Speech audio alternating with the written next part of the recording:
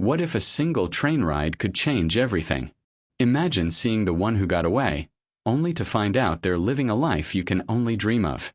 Today, we're telling a story about a struggling single mother and her college sweetheart, who accidentally reunite after 12 years, only to discover that one of them is now a millionaire CEO.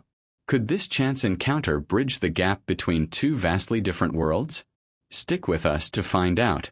If you believe in second chances and unexpected connections, make sure to hit that like button, subscribe to our channel, and let us know in the comments if you've ever had a surprise reunion with someone from your past. The rhythmic clatter of the Amtrak train on the tracks provided a strange sort of lullaby for 7-year-old Nicole, who had finally drifted off to sleep against her mother's shoulder. Natalie gazed out at the rain-streaked window, watching the muted colors of the New Hampshire countryside blur into one another. This trip to Boston to visit her sister was their first vacation in 3 long years, a small luxury paid for by scrimping and saving every spare dollar from her 2 jobs. For the past 5 years, since her husband had walked out, life had been a relentless cycle of work, bills, and the beautiful, exhausting joy of raising Nicole alone. She was a survivor, hardened by necessity, but in quiet moments like this, the sheer weight of it all could feel crushing. As she gently shifted her daughter into a more comfortable position, a figure moving down the aisle caught her eye. It wasn't just a casual glance. Something about his posture, the confident line of his shoulders, sent a jolt of impossible recognition through her, a whisper from a life she had lived a long, long time ago. James. The name escaped her lips as a faint breath, a sound she hadn't uttered in over a decade, yet it felt as natural as her own. The man stopped, his motion arrested mid-stride, and slowly turned. For a dizzying second, Natalie found herself looking into the same warm, intelligent eyes she had fallen for in a college literature class, the eyes of James Cole, her first love. But the years had reshaped him. At 35, he wore success like a perfectly tailored suit, an aura of confidence and wealth radiating from the crisp lines of his expensive coat to the polished leather of his briefcase. Recognition dawned in his expression, followed by a wave of genuine astonishment. "Natalie," he said, his voice a little deeper than she remembered, but unmistakably his. "I can't believe it's really you." In that moment, the entire world seemed to shrink to the narrow space between them. Natalie was acutely aware of her faded jeans, the faint scent of diner coffee on her sweater, and the deep-seated exhaustion she was sure was etched onto her face. He was a portrait of success. She felt like a rough, unfinished sketch. She managed a small, tight smile, her heart hammering against her ribs.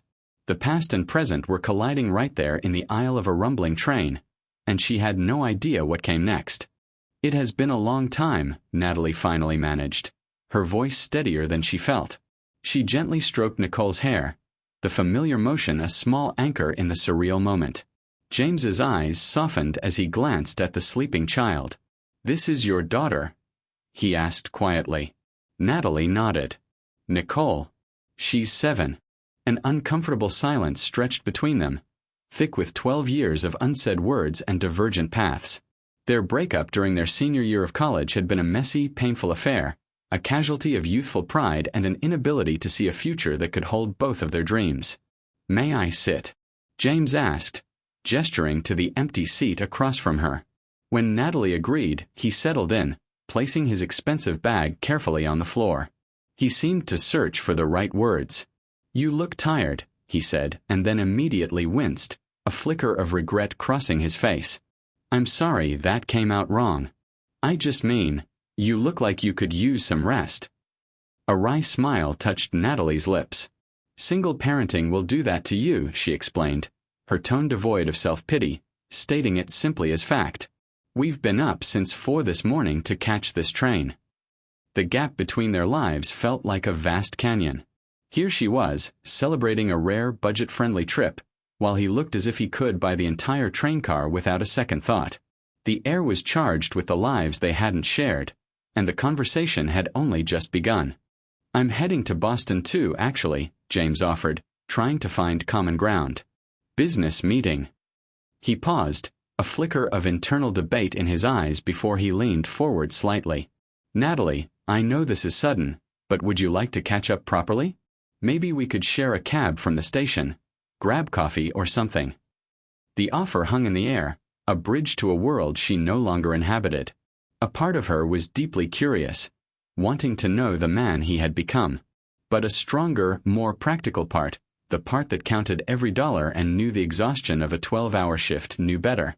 Pride, sharpened by years of self-reliance, won out. "James, I appreciate the offer, I really do," she said, her voice soft but firm. "But I have to be honest with you. I'm not in a place to do expensive coffee shops or fancy restaurants. My sister is picking us up, and our budget is pretty tight."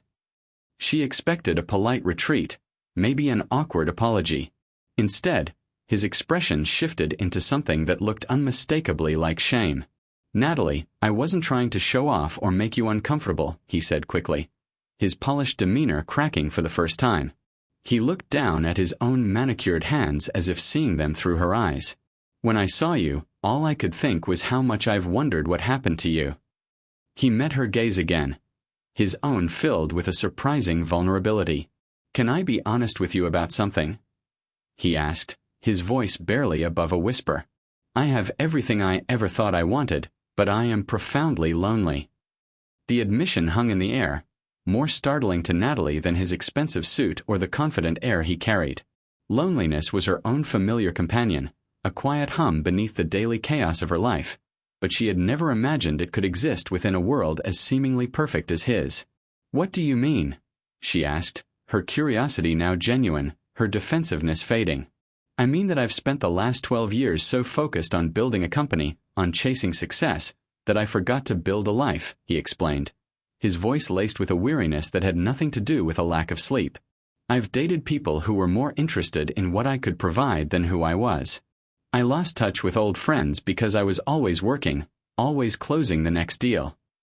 Nicole stirred against her shoulder then, a soft murmur in her sleep. James's gaze fell upon the small, trusting form, and his expression softened with a deep, unmistakable melancholy. "You have something I don't," he said, his voice quiet but intense. "You have someone who loves you unconditionally, someone you're building a real life with. The kind of connection that matters more than any business deal I've ever closed. All the money in the world, Natalie. It doesn't fill the space where that's supposed to be." For the first time, Natalie saw past the millionaire CEO. She saw the boy she once knew, now a man adrift in a sea of his own making, realizing that the treasure he'd spent his life acquiring couldn't buy him a safe harbor. Natalie listened, letting his words settle in the space between them. The empathy she felt was real, but she wouldn't let him romanticize her reality. "James, being a single parent is the hardest thing I've ever done," she said, her tone even but clear. "I'm not going to pretend it isn't. My life is a constant struggle with exhaustion, money stress, and wondering if I'm doing enough for her. Nicole is my entire world, but that doesn't erase the hardship." "I know," he said quickly, his eyes sincere. "I didn't mean to diminish what you're going through. I can see you're tired, and I can only imagine how difficult it is. I'm just saying that even inside the hardship, you have something real. Something meaningful. I've spent years chasing a version of success that feels more hollow every day." Just then, the train's intercom crackled to life, a disembodied voice announcing their impending arrival at Boston South Station. The spell of their conversation was broken, replaced by the practicalities of travel. People began to stir, gathering their bags. James looked at his own ticket, then at Natalie. "Listen," he began, a new idea forming. "My car service will be waiting. It's needlessly large, just for me. Please, let me give you and Nicole a ride to your sister's place. It would be no trouble at all, and it would give us a little more time to talk.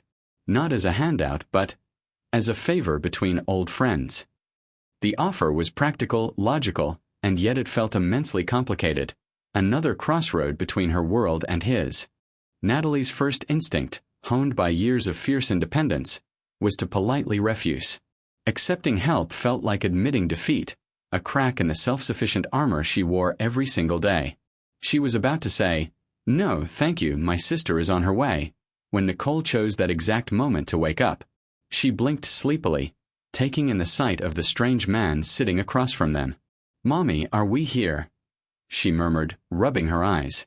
James's expression transformed, the complex emotions of their conversation dissolving into one of simple, genuine warmth. He leaned forward and spoke to Nicole directly. "Hi there," he said gently.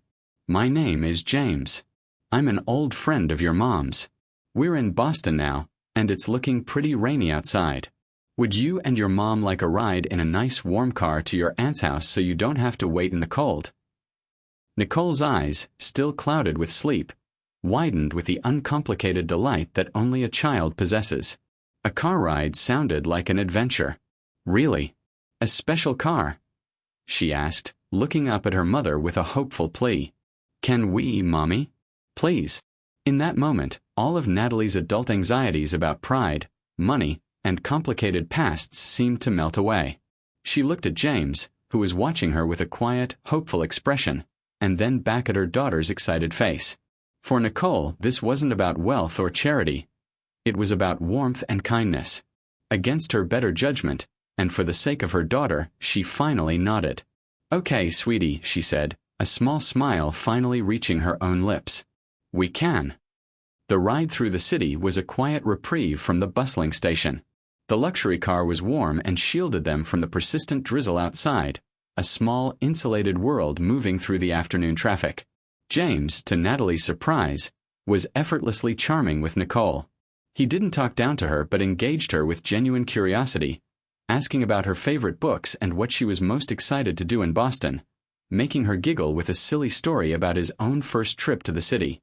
As Nicole became mesmerized by the tall buildings and glittering lights outside her window, James turned his attention back to Natalie. "I know this is all a bit forward," he began, his voice low and sincere, "but could we stay in touch? Not as some complicated romantic thing, necessarily, but as old friends who stumbled into each other's lives again. I have a feeling we could both use a friend who knew us before we became who we are now." Natalie considered his words carefully. The offer was tempting, but the canyon between their lives remained. "James, I need to be clear," she said, meeting his gaze. "I can't be a part of your world of galas and five-star restaurants. My life is soccer practice, parent-teacher conferences, and stretching a grocery budget. If we're going to be friends, it has to exist in a place where both of our realities can meet." A genuine smile spread across his face, the first truly relaxed one she had seen all day. "Honestly, Natalie," he replied, "I'd love to experience some of that. Maybe Nicole would let me come to a soccer practice sometime." What began as a chance encounter on a train became a quiet lesson in how profoundly life can change us, and how success and struggle can be isolating in their own unique ways. The struggling single mom and the lonely millionaire discovered that the most valuable thing they could offer each other wasn't money or pity, but an honest friendship, capable of bridging any gap.